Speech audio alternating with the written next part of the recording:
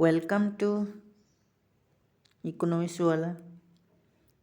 Today we discuss about demand.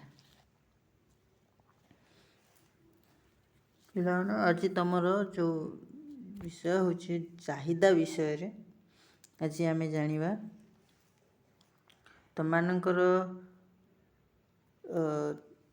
କନଜମ୍ପସନ୍ର ବା ଉପଭୋଗର ସରିଯାଇଛି, ଯେମିତିକି ତୁମର କ୍ରମହ୍ରାସମାନ ସୀମାନ୍ତ ଉପଯୋଗିତା ସୂତ୍ର ହେଲା କିମ୍ବା ସମସୀମାନ୍ତ ଉପଯୋଗିତା ସୂତ୍ର ହେଲା, ଏସବୁ ଆମେ ଅଲରେଡ଼ି ଡିସ୍କସ୍ କରିସାରିଛେ।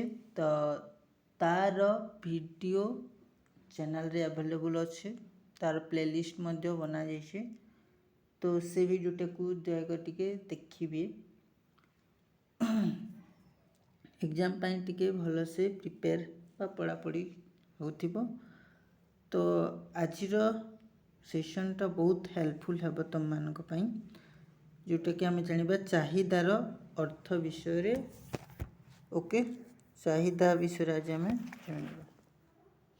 ତ ପ୍ରଥମ ଥର ପାଇଁ ଯଦି ଆମ ଚ୍ୟାନେଲଟିକୁ ଆସିଥିବେ ତ ସବସ୍କ୍ରାଇବ୍ କରିବେ, ତା ସହିତ ବେଲ୍ ଆଇକନ୍କୁ ଦବାଇବେ, ଆଉ କମେଣ୍ଟ ଜଣାଇବେ। ତା ସହିତ ତୁମମାନଙ୍କର ସାଙ୍ଗସାଥିମାନଙ୍କୁ ମଧ୍ୟ ଭିଡ଼ିଓଟାକୁ ସେୟାର କରିବେ, ଯାହାଦ୍ୱାରା ସେମାନେ ମଧ୍ୟ ଉପକୃତ ହୋଇପାରିବେ। ଓକେ,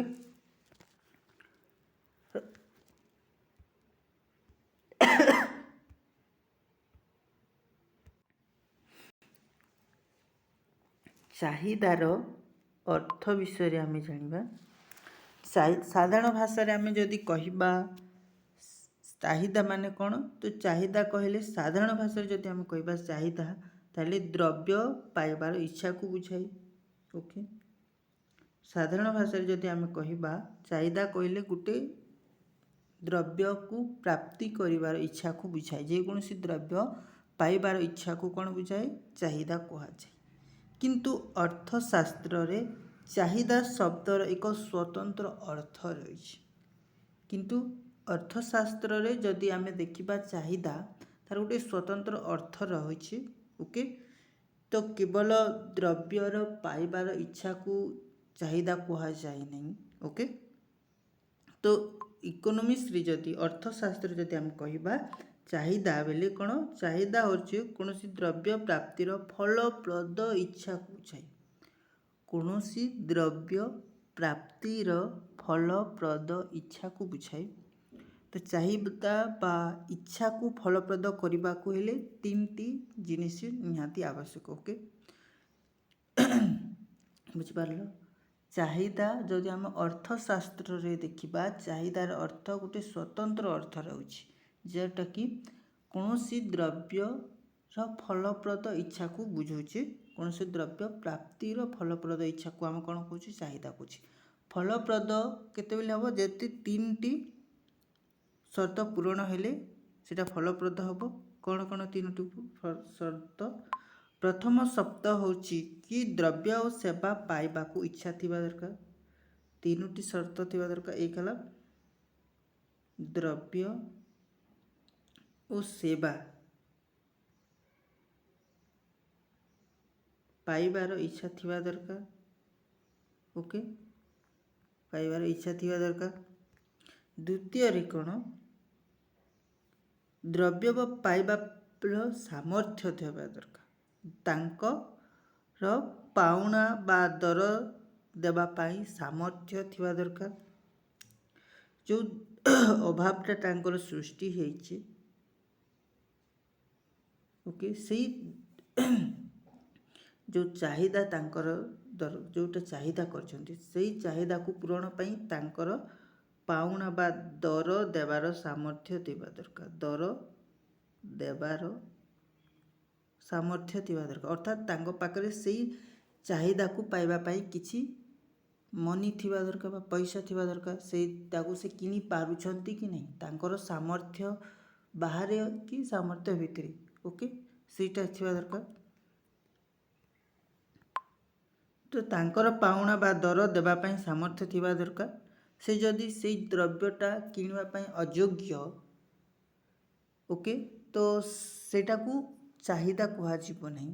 ଓକେ, ସେଟାକୁ ଯଦି ଅଯୋଗ୍ୟ ହୋଇପାରୁଛନ୍ତି, ତାଙ୍କ ପାଖରେ କିଣିବା ପାଇଁ ତ ଇଚ୍ଛା ଅଛି ଓକେ, ସେଇ ଜିନିଷ କିଣିବା ପାଇଁ ତାଙ୍କର ଇଚ୍ଛା ଅଛି, କିନ୍ତୁ ତାଙ୍କ ପାଖରେ ସେତିକି ପଇସା ହିଁ ନାହିଁ ତାକୁ କିଣିବା ପାଇଁ, ପରଚେସ୍ କରିବା ପାଇଁ ତାଙ୍କର ସାମର୍ଥ୍ୟ ହିଁ ନାହିଁ ବୋଲେ ତାକୁ ଆମେ ଚାହିଦା କହିପାରିବା ନାହିଁ। ଓକେ, ତାପରେ ତୃତୀୟରେ କାଣା କହୁଛି କି ଆବଶ୍ୟକ ଅର୍ଥ ଖର୍ଚ୍ଚ କରିବାର ସମ୍ମତି ଥିବା ଦରକାର। ତିନିଟା ଜିନିଷ ନିହାତି ଦରକାର ଚାହିଦା ପାଇଁ, ଚାହିଦାର ଫଳପ୍ରଦ ପାଇଁ ହେଉଛି ତିନିଟା ଜିନିଷ ଦରକାର। ଏକ ହେଲା ସେମାନଙ୍କ ପାଖରେ ୱିଲିଂ ଟୁ ପରଚେସ୍ ମାନେ କିଣିବାର ଇଚ୍ଛା ଥିବା ଦରକାର। ଦୁଇରେ ତାଙ୍କ ପାଖରେ ସେତିକି ସାମର୍ଥ୍ୟ ଦରକାର। ତିନିରେ ଖର୍ଚ୍ଚ କରିବା ପାଇଁ ସେମାନେ ଇଚ୍ଛା କରୁଥିବା ଦରକାର।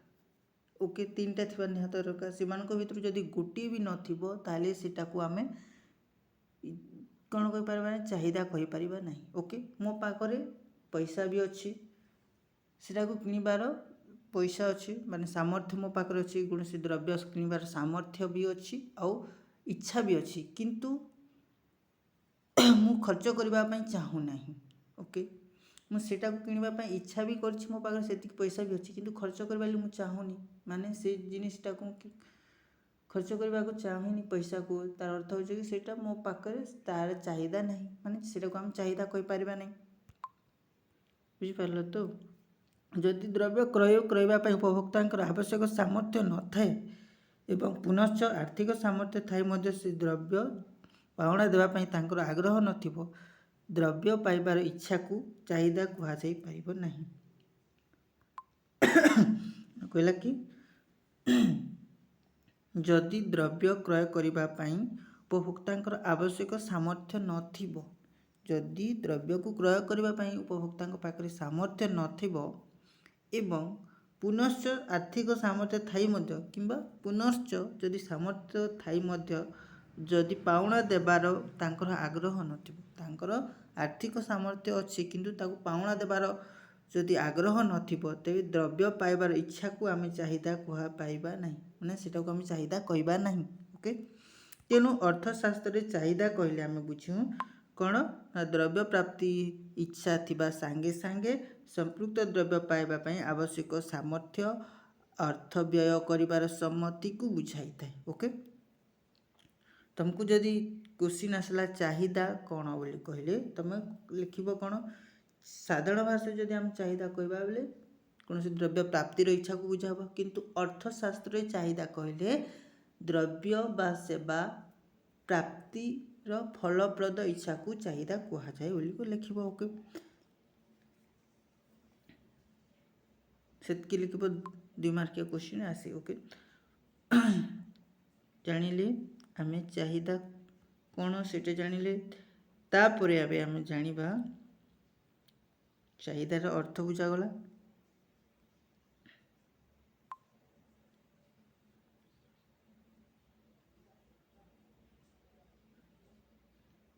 ଆଉ ଗୋଟେ ଇନ ଦିଆଯାଇଛି କ'ଣ, ବଜାରରେ ଏକ ଦ୍ରବ୍ୟର ଏକ ନିର୍ଦ୍ଦିଷ୍ଟ ଦରରେ, ବଜାରରେ ଏକ ଦ୍ରବ୍ୟର ନିର୍ଦ୍ଦିଷ୍ଟ ଦରରେ ଏକ ନିର୍ଦ୍ଧାରିତ ସମୟରେ କ୍ରୟ କରାଯାଉଥିବା ଦ୍ରବ୍ୟର ପରିମାଣକୁ ଚାହିଦା କୁହାଯାଏ।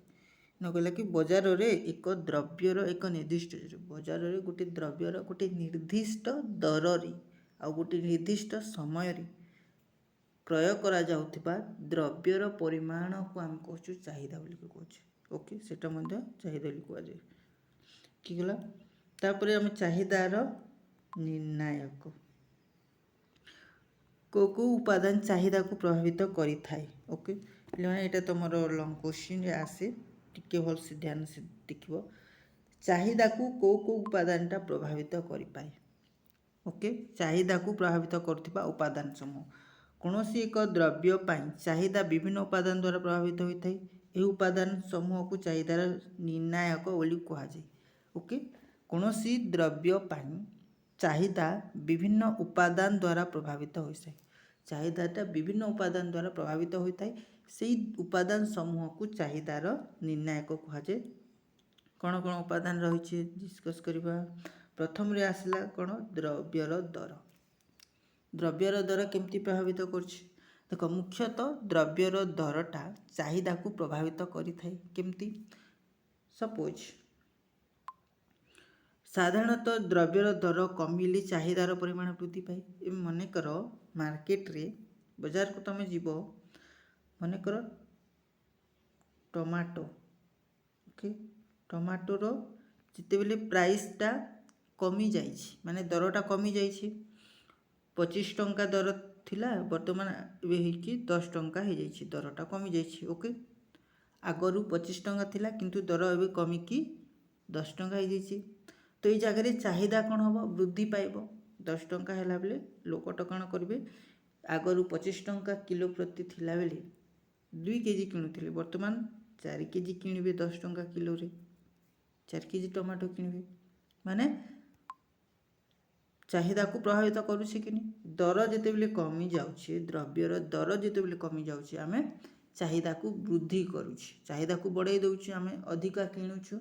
ଦର ଯଦି ବଢ଼ିଗଲା, ମନେକର 10 ଟଙ୍କାରୁ 10 ଟଙ୍କା କେଜି ପ୍ରତି ଟମାଟୋରୁ ମନେକର 50 ଟଙ୍କା କେଜି ପ୍ରତି ଟମାଟୋ ହେଇଗଲା। ଓକେ, ତ ଚାହିଦା ଦରଟା ବୃଦ୍ଧି ପାଇଲା, ଦରଟା ବୃଦ୍ଧି ପାଇଲା। 10 ଟଙ୍କାରେ ଆମେ 4 କେଜି କିଣୁଥିଲା, ବର୍ତ୍ତମାନ 50 ଟଙ୍କା କିଲୋ ପ୍ରତି ହେଲା ବେଳେ ଆମେ 2 କେଜି କିଣୁଛି କିମ୍ବା 1 କେଜି କିଣୁଛି, ବୁଝିଲା? ତାର ମାନେ ହେଉଛି କ'ଣ, ଚାହିଦାର କେତେବେଳେ ବୃଦ୍ଧି ପାଉଛି, ଯେତେବେଳେ ଦରଟା ହ୍ରାସ ପାଉଛି, ଚାହିଦା ବୃଦ୍ଧି ପାଉଛି, ଆଉ ଦରଟା ଯେତେବେଳେ ବୃଦ୍ଧି ପାଉଛି, ଚାହିଦା କମି ଯାଉଛି। ମାନେ ହେଉଛି ପ୍ରାଇସ୍ ଆଉ ଡିମାଣ୍ଡ ଭିତରେ ଇନଭର୍ସଲି ରିଲେସନ୍ ରହୁଛି। ଦର ବଢ଼ିଲା ବେଳେ ଚାହିଦା କ'ଣ ହୁଏ, ଚାହିଦା ହ୍ରାସ ପାଏ, ବୁଝିପାରିଲେ ପିଲେ? ଦର ଯେତେବେଳେ ଅଧିକା ହେଇଯାଉଛି, ଚାହିଦା ସେତେବେଳେ କମି ଯାଉଛି, ଆଉ ଦର ଯେତେବେଳେ କମି ଯାଉଛି, ଚାହିଦା ସେତେବେଳେ କ'ଣ ହେଉଛି, ବଢ଼ି ଯାଉଛି। ତ ଦର ଆଉ ଚାହିଦା ଭିତରେ କେଉଁ ପ୍ରକାର ସମ୍ପର୍କ ରହୁଛି, ଋଣାତ୍ମକ ସମ୍ପର୍କ ରହୁଛି। ଋଣାତ୍ମକ ସମ୍ପର୍କ ରହୁଛି। କେଉଁ ପ୍ରକାର ସମ୍ପର୍କ ରହୁଛି, ଋଣାତ୍ମକ ସମ୍ପର୍କ ରହୁଛି ବୋଲି। ଋଣାତ୍ମକ ପିଲାମାନେ, ଏଇଟା ତୁମର ଏକ୍ଜାମ୍ରେ ସର୍ଟ କ୍ୱେଶ୍ଚିନ୍ ଆସେ, ଦର ଆଉ ଚାହିଦା ମଧ୍ୟରେ କେଉଁ ପ୍ରକାର ସମ୍ପର୍କ ରହିଛି, କ୍ୱେଶ୍ଚିନ୍ ଆସିପାରେ। ଓକେ, ତ କେଉଁ ପ୍ରକାର ସମ୍ପର୍କ ରହିଲା, ଋଣାତ୍ମକ ସମ୍ପର୍କ ରହିଲା।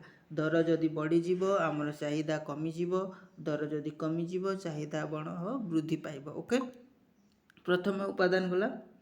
ସେକେଣ୍ଡରେ ଆସିଲା କ'ଣ, ଉପଭୋକ୍ତାଙ୍କର ଆୟ। ଉପଭୋକ୍ତାଙ୍କର ଆୟ ମାନେ ଇନକମ୍ଟା। ଉପଭୋକ୍ତାଙ୍କର ଆୟ ମଧ୍ୟ ଚାହିଦାକୁ ପ୍ରଭାବିତ କରିଥାଏ। ଓକେ, ଉପଭୋକ୍ତାଙ୍କର ଆୟ ମଧ୍ୟ ଚାହିଦାକୁ କ'ଣ କରିଥାଏ, ପ୍ରଭାବିତ କରିଥାଏ। ଯେ ଆୟରେ ଯଦି ବୃଦ୍ଧି ଘଟିଲା, ଦ୍ରବ୍ୟର ଚାହିଦା ବୃଦ୍ଧି ପାଏ, ଆୟ ହ୍ରାସ ପାଇଲେ ଦ୍ରବ୍ୟର ଚାହିଦା କ'ଣ ହୁଏ, ହ୍ରାସ ପାଏ। ଆୟ ଏବଂ ଚାହିଦା ମଧ୍ୟରେ କ'ଣ ଥାଏ, ଧନାତ୍ମକ ସମ୍ପର୍କ ରହିଥାଏ। କେମିତି ଦେଖ, ଯେତେବେଳେ ଇନକମ୍ କମ୍ ଥାଏ, ଆଗ କାଳକୁ ଯଦି ଆମେ ଦେଖିବା, ପୂର୍ବରେ କ'ଣ ହେଇଥିଲା, ଲୋକମାନଙ୍କର ଏତେ ଇନକମ୍ ନଥିଲା। ଓକେ, ଲୋକମାନଙ୍କର ଇନକମ୍ଟା ଭେରି ଲୋ ଥିଲା, ମାନେ ବହୁତ କମ୍ ଇନକମ୍ ଥିଲା। ତ ସେ ସମୟରେ ସେମାନେ କ'ଣ କହୁଥିଲେ, ମାଣ୍ଡିଆ, ଯଅ ଏଭଳିଆ ନିକୃଷ୍ଟ ଜାତୀୟ ଦ୍ରବ୍ୟଟା ସେମାନେ ଖାଉଥିଲେ। କିନ୍ତୁ ଯେତେବେଳେ ତାଙ୍କର ଇନକମ୍ରେ ବୃଦ୍ଧି ହେଲା, ଯେତେବେଳେ ଇନକମ୍ ବଢ଼ିଗଲା ତାଙ୍କର, ସେମାନେ ଏବେ କ'ଣ ହେଲା, ସେଭଳିଆ ଦ୍ରବ୍ୟକୁ ଛାଣିଦେଲେ, ଆଉ ସେମାନେ ତାଙ୍କର ଚାହିଦାକୁ ବୃଦ୍ଧି କଲେ। ମାନେ ସେମାନେ କ'ଣ ହେଲେ, ଏବେ ଭଲ ଭଲ ଦ୍ରବ୍ୟ କ୍ରୟ କଲେ। ଓକେ, ସେଟା ବି ହେଇପାରେ। ତାପରେ ନେଇକି କ'ଣ ହେଲା, ମନେକର ମୋ ପାଖରେ ଇନକମ୍ 100 ଟଙ୍କା ହେଲା, 100 ଟଙ୍କା ଇନକମ୍ରେ ମୋର ଚାହିଦା, ସପୋଜ୍ ମୋର 100 ଟଙ୍କା ଇନକମ୍ ଥିଲାବେଳେ ଚାହିଦା ଥିଲା କେତେ, ଚାହିଦା ମାନେ ପନିପରିବା କିଣିବାର ଚାହିଦା ଥିଲା, ମନେକର 100 ଟଙ୍କା ଇନକମ୍ରେ ମୁଁ କିଣୁଥିଲି, ଯେତେବେଳେ ମୋର 100 ଟଙ୍କା ଇନକମ୍ ଥିଲା, ସେତେବେଳେ ମୁଁ 2 କେଜି କ'ଣ କିଣୁଥିଲି, ପଟାଟୋ କିଣୁଥିଲି ବା ଆଲୁ କିଣୁଥିଲି, 2 କିଲୋ ଆଲୁ କିଣୁଥିଲି। ତାପରେ ଅନ୍ୟ ପନିପରିବା ମଧ୍ୟ କିଣୁଥିଲି, ତ ସେଭଳି ଥିଲା। କିନ୍ତୁ ଯେତେବେଳେ ମୋର ଇନକମ୍ଟା 100 ଟଙ୍କାରୁ 500 ଟଙ୍କାକୁ ବୃଦ୍ଧି ପାଇଲା, ଓକେ, 100 ଟଙ୍କାରୁ 500 ଟଙ୍କାକୁ ଯେତେବେଳେ ମୋର ଇନକମ୍ଟା ବୃଦ୍ଧି ପାଇଲା, ସେତେବେଳେ ଆଲୁ 2 କେଜି କିଣୁଥିଲି, ଏବେ ଆଲୁର ବଢ଼େଇଦେବି, ମୁଁ ଏବେ 3 କେଜି ଆଲୁ କିଣିବି। ଯେହେତୁ ମୋର ଇନକମ୍ ବଢ଼ିଗଲା, ତ ସେଣୁ ମୁଁ आलूर केजी प्रति माने 3 केजी आलूटा किणिली माने चाहिदारे कौन कली वृद्धि करदेली ओके चाहिदारे कौन है वृद्धि हो गला तो मोर इनकम रे वृद्धि हवा सहित मोर आय रे वृद्धि हवा संगे संगे मोर चाहिदारे मध्य वृद्धि हो गला बुझेला ना नहीं मोर इनकम बा आय रे वृद्धि हवा सहित मोर इनकम बढ़ला को मु कौन कली जिते मोर इनकमटा बढ़ी जाऊे से मोर चाहिदा बा डिमांड जहाँ को कहूँ चाहिदा मध्य वृद्धि पाऊे बुझिपार बोले इनकम रे वृद्धि हवा जो बा आय रे वृद्धि हवा जो मोर चाहिदारे मध्य वृद्धि पाऊँ ओके तो चाहिदा आउ आय भितर को प्रकार संपर्क रहा चाहिदा एवं आय मध्य धनात्मक संपर्क रोचे को प्रकार संपर्क रहा धनात्मक संपर्क रोचे आय बढ़ले चाहिदा बढ़ुचे आय कमले चाहिदा कमुचे ओके तो ये भितर पॉजिटिवली रिलेशन रोचे माने धनात्मक संपर्क रोचे तापर आसला संबंधित द्रव्यर दर बा रिलेटिव प्राइस बोलछे ओके द्रव्यर चाहिदा अन्य संबंधित द्रव्यर दर उपरे मध्य निर्भर करिथाय द्रव्यर चाहिदाटा अन्य संबंधित द्रव्यर दर उपरे मध्य निर्भर करिथाय संबंधित द्रव्य दुई प्रकार होता है जोटा प्रतिस्थापन क्षम द्रव्य हो पारे किंबा परिपूरक द्रव्य मध्य हो पारे ओके रुटी और लहुणी परिपूरक द्रव्यर उदाहरण अटे रुटी और लहुणी रुटी तुम खाई रुटी रे लहुणी लगे तो रुटी और लहुणी कौन परिपूरक द्रव्य होते रुटीर दामटा कमिले लहुण चाहिदाटा कौन वृद्धि रुटीर दामटा जिते बेले कमिज रुटीर दामटा कमिगला लहुणीर चाहिदा कौन हम वृद्धि पाइब एवं लहुणीर दाम कमिगले रुटीर चाहिदाटा वृद्धि पाए दुईटा कौन हुए परिपूरक द्रव्य अटे रुटी और लहुणी यहाँ जदि बुझी होनी आउ गोटे तुमको एग्जांपल दूसरी मन कर तमें जानी कौन हुए आमर ग्रीष्म ऋतु माने जिते खराटा हुए बहुत खरा हुए से समय लोक मैंने ठंडा पानी पियंती जमती है कोको है पेप्सी है ये जिनिस पियंती ओके तो कोकोज पेप्सी मैंगोज ये सब कौन गोटे परस्पर परिपूरक द्रव्य अटे ये माने कौन गोटे परिपूरक द्रव्य अटे ओके मन कर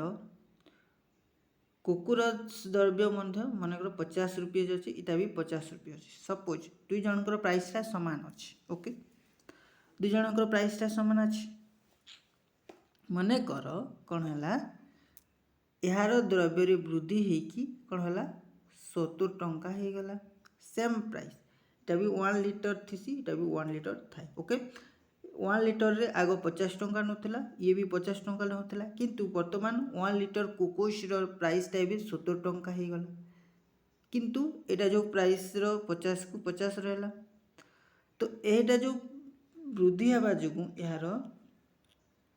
यार कौन है यार दर रे वृद्धि हो गला यार दर वृद्धि हवा जो यार चाहिदा कौन है ह्रास हो गला और यार चाहिदा कौन है वृद्धि है पेप्सीर चाहिदा वृद्धि गला तो लोक मैंने जेहेतु कोकोर प्राइस बढ़ीगला तो लोक मैंने से कोकोस पीवा लगी छाणीदे आउ पेप्सी को पीदेले पेप्सी पीबे ओके तो यार द्रव्य रे वृद्धि हवा जो यार चाहिदार परिमाण रे वृद्धि हो जाऊँगी अधिका लोग यहाँ किणवे किणवे कि नहीं अधिका लोग ये पेप्सी को किणवे जेहेतु कोकोसर प्राइसटा बढ़ी जाए तो दुईटा जेहेतु सामान यूटिलिटीटा दूचे सामान उपयोगिता दौचे तेणु से माने एटा बदल ये जिनिसटा किणवे बुझिपार बुझेगा ना नहीं तो चाहिदाटा कौन प्रभावित है कि नहीं चाहिदा प्रभावित है रिलेटिव द्रव्य बा संबंधित द्रव्यर दर वृद्धि हेले कौन हुए चाहिदाटा वृद्धि पाए यार दर वृद्धि हेबा जोगु यार चाहिदा वृद्धि हैला यार जदि चाहिदाटा यार द्रव्य जदि दर रे ह्रास पाइथिता ने यार चाहिदाटा वृद्धि पाइथिता ओके और यार चाहिदाटा कौन है कमी जाइथिता बुझिपारल। तो से भली आउ गोटे दिखाई कॉफी प्रतिस्थापन क्षम द्रव्य कॉफीर दाम जदि वृद्धि हैला चार वृद्धि हेबा एवं कॉफीर दाम ह्रास हेले चार चाहिदा मध्य ह्रास हो।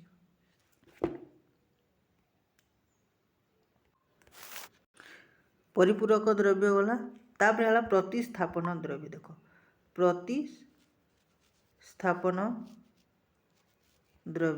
प्रतिस्थापन द्रव्य मान कौन अच्छे कि जिनटा कि परफेक्टली कम्प्लीमेंटारी जेनटा कि कहुए दुईटा को एका संगे ही व्यवहार करा गोटे बिना अन्यटा व्यवहार हो पार ना से भाया द्रव्य को आम कौन कहूँ प्रतिस्थापन क्षम द्रव्य बोली कहूँ।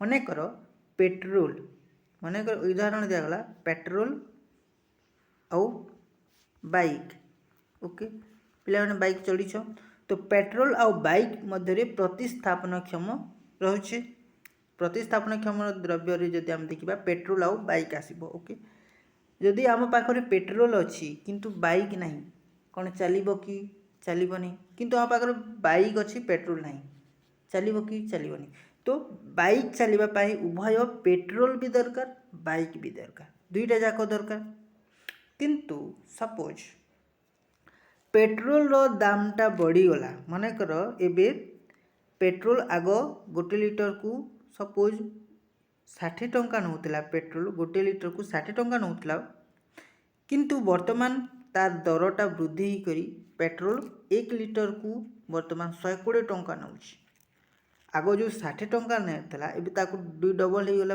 रेट बढ़ीगला 120 टंका लिटर हो गला तो बाइक चालक कौन करेंगे पेट्रोल रो दाम वृद्धि हवा जो बाइक किणवाटा बंद करदेवे माने बाइक चलवाटा बंद बाइक रो चाहिदा कौन हम कमिज बुझीगला कि पेट्रोल रो दर रे वृद्धि हवा जो यार बाइक चढ़ावे बंद हो लोक मैंने बाइक आउ चढ़े नहीं बाइक रो चाहिदा कमिज ओके किंतु पेट्रोल रो जदि दामटा कमीगला लिटर प्रति दाम कमीगला मैंने लोक मैंने गाड़ी अधिक चढ़ापी इच्छा करेंगे तो गाड़ी चढ़ार चाहिदा कौन हम वृद्धि पाइब कि नहीं तो यहाँ को कौन कहुए प्रतिस्थापन क्षम द्रव्य ओके तो यहाँ चाहिदा को कौन कर प्रभावित करुचे कि नहीं करुचे दुईटा चाहिदा को प्रभावित कला तापर 3 नंबर रे काण आसला आमर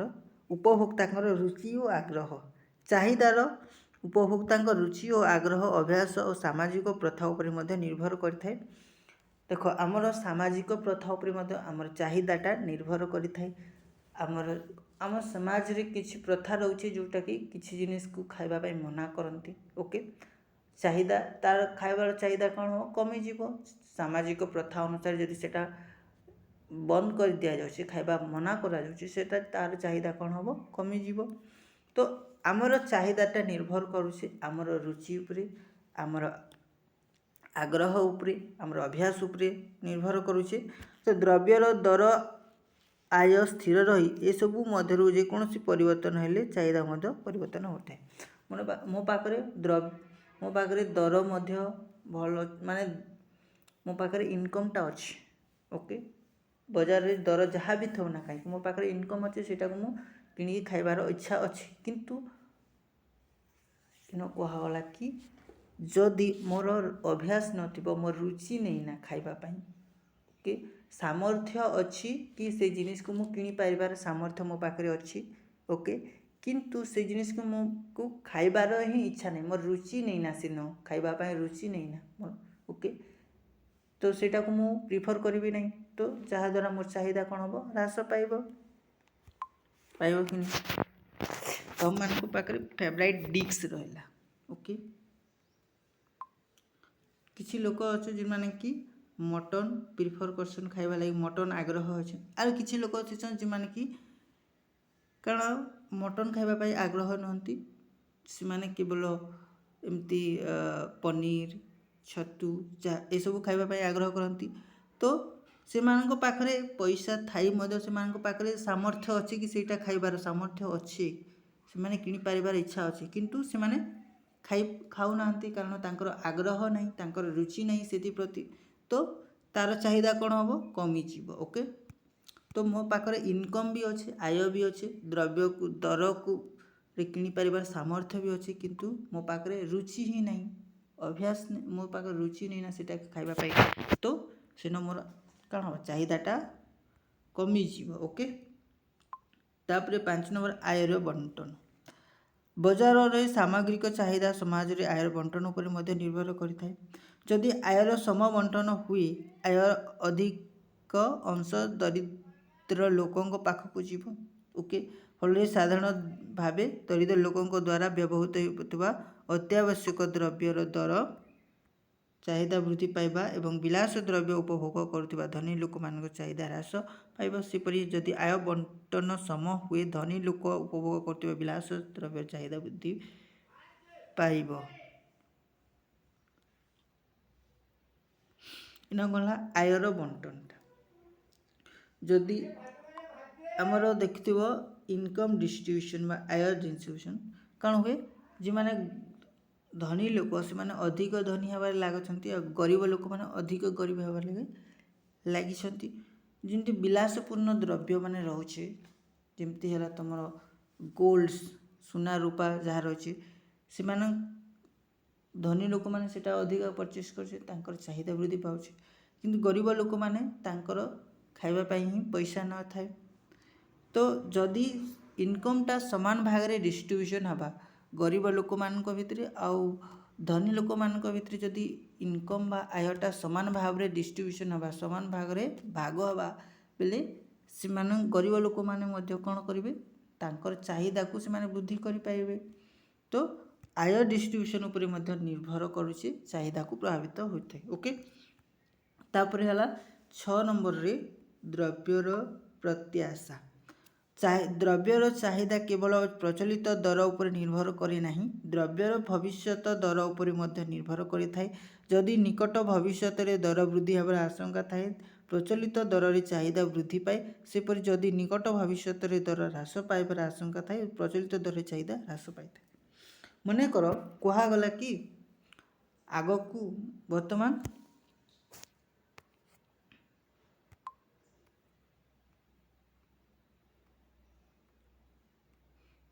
ଦେଖ, ମନେକର ପଟାଟୋ ବା ଯାହାକୁ କହୁଛ ତୁମେ କ'ଣ, ଆଲୁ।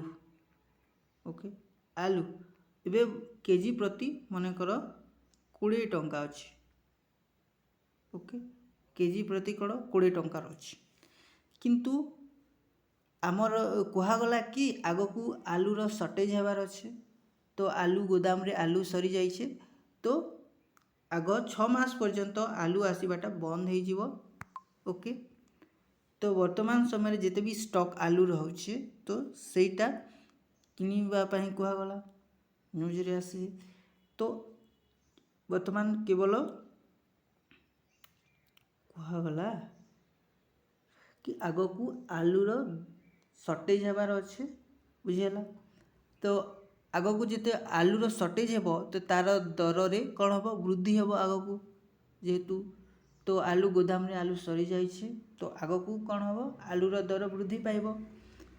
ତ ଯେହେତୁ ଆଗକୁ ଦରଟା ବୃଦ୍ଧି ପାଇବ, ବର୍ତ୍ତମାନ 20 ଟଙ୍କା କେଜି ପ୍ରତିରେ ମଧ୍ୟ ଲୋକମାନେ କ'ଣ କରିବେ, ଅଧିକା କିଣିବେ। ଓକେ, ତାର ଚାହିଦା କ'ଣ ହେବ, ବଢ଼ିଯିବ, କାହିଁକିନା ଆଗକୁ ଦରଟା ବୃଦ୍ଧି ହେବାର ଅଛି। ଯଦି ଆଗକୁ ଦର ବୃଦ୍ଧି ହେବାର ଅଛି ବୋଲେ ବର୍ତ୍ତମାନ ବଢ଼ିଥିବା ଏଇ 20 ଟଙ୍କା ବା ବର୍ତ୍ତମାନ ବଢ଼ିଥିବା ଦରରେ ମଧ୍ୟ ଲୋକମାନେ ଚାହିଦା କ'ଣ କରିବେ, ବୃଦ୍ଧି କରିବେ।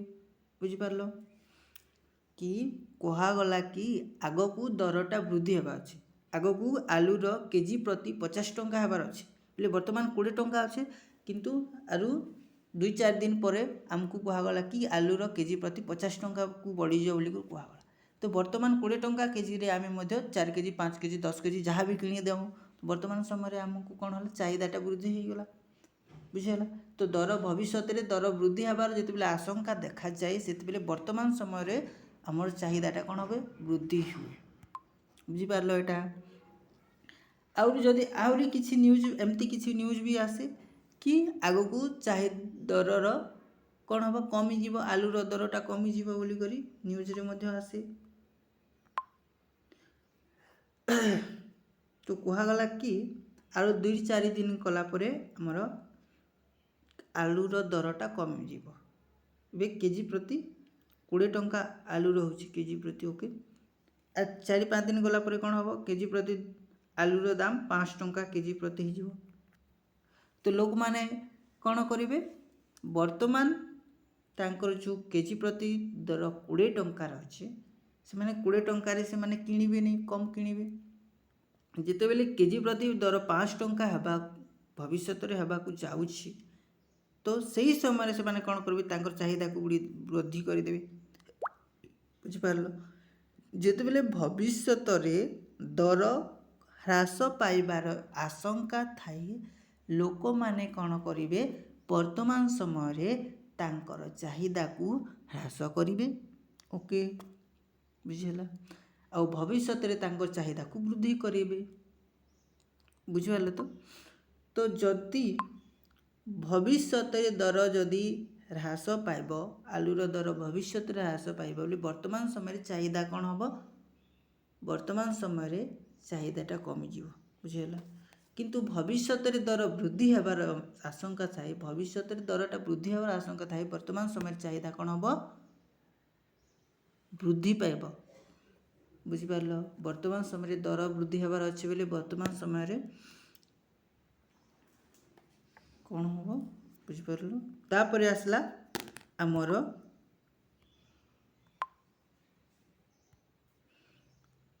सरकार नीति गवर्नमेंट रूल्स जदि सरकार द्रव्य उपर अधिक हार में कर धार्य करती से सबूर चाहिदा ह्रास पाए कर ह्रास पाइले दर मध्य वृद्धि पाए एवं किसी द्रव्य थाई पे मैंने जोटा कि गवर्नमेंट टैक्स लगाती टैक्स मान जान डायरेक्ट टैक्स इनडायरेक्ट टैक्स मान जान एटा माने तुम जिते बेले ग्रेजुएशन करब इकोनॉमिक्स रे सेते बेले तुम जानि पारिबो टैक्स विषय रे अधिका डिटेल्स रे टैक्स मान होची करटा बुझीगला जोटा कि गवर्नमेंट को पे करने को पड़े ओके जिते बेले गोटे फार्मटा है मनकर गोटे जिनटा प्रोड्यूस है सपोज पेन पेन प्रोड्यूस है प्रोडक्शन प्रोसेस है पेनटा प्रोड्यूस है तो पेन प्रोड्यूस है ताकू लगिला 5 टंका लगिला ओके पेन प्रोडक्शन है ताकू प्रोडक्शन रे तांको 5 टंका खर्च लगिला किंतु जिते बेले 5 टंका लगिला ये फैक्ट्री रे जिते बेले पेन प्रोड्यूस है ताकू केते लगला 5 टंका लगला तो जिते बेले मार्केट को बिकिबा पाए छाणीला फैक्ट्री वाला जिते बेले मार्केट को छाणीला सेते बेले गवर्नमेंटटा टैक्स लगई देला 2 टंका टैक्स लगई देला 2 टंका टैक्स लगई देला गवर्नमेंट 2 टंका कौन है टैक्स लगी वर्तमान मार्केट रे एबे डट रो बा से पेन रो मूल्य केते टंका हैला 60 टंका हैला ओके एबे कौन है 60 टंका दर हो गला दरटा वृद्धि पाइला तो एबे दर 60 टंका हेबा जुगु लोक माने पेन रो बा कलम किनिबा को कौन हो कमी तांकर चाहिदाटा ह्रास पाइबे ओके किंतु एमती जदि हेई थांता पेन रो प्रोडक्शन प्रोसेस रो मन कर 3 टंका लगिला आउ टैक्स रे कमी गला 0.5% टैक्स लगला ओके तो 0.5 लगा टैक्स माने टैक्स बहुत कमी गला गवर्नमेंट देला तापर एबे मार्केट रे यार दरटा केते हिचे 4 टंका हो जाइछ ओके वर्तमान मार्केट रे पेन रो दर 4 टंका थिल होगा आगो 7 टंका थिला वर्तमान 4 टंका हला यार चाहिदा कौन हम वृद्धि पाइब तो जिते बेले गवर्नमेंट भी टैक्सटा अधिक कर दियंती गुड्स बा सर्विस उपरे सेते बेले लोकंकर चाहिदा कमी जाए आ जिते बेले गवर्नमेंट टैक्सटा कमी दियंती चाहिदाटा वृद्धि पाए लोक मान पाखरे ओके एवली भाव रे चाहिदा को प्रभावित करुथिबा उपादान गुडाक रहिला ओके एतकी रहिला आजिर क्लासटा एतकी रहिला तापरे आमे जानिबा कि चाहिदार प्रकार भेद कोन कोन रहउची ओके तापर आमर अच्छी चाहिदार सूत्र कौन चाहिदा फलन कौन ये सब विषय आम नेक्स्ट वीडियो माध्यम जाना पे ओके।